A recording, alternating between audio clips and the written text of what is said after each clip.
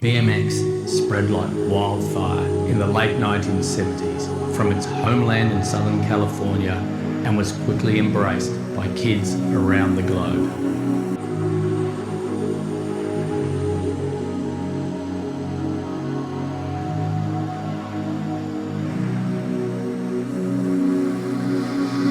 By the early 80s, it had become an established sport and cultural phenomenon, with riders in every state and territory of Australia.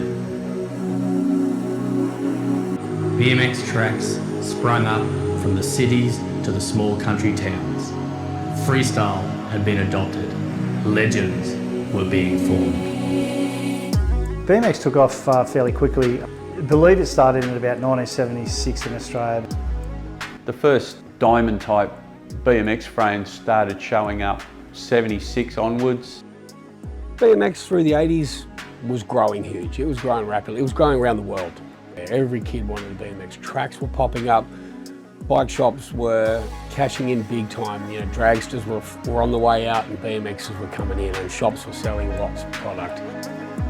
BMX was just everything. It was just the 80s. It was just awesome.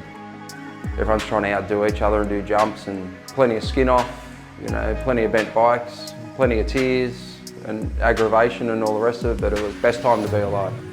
You'd have to go from one mate's house to another mate's house. So you rock up to the first mate's house. If there was no bikes on the front lawn, you know everyone's at the next one. You go to the next one, there's 10 bikes on the front lawn. Everyone's there. Everybody would bring something to the table in those days. Back in the 80s, you really only had Five Dock Skate Park.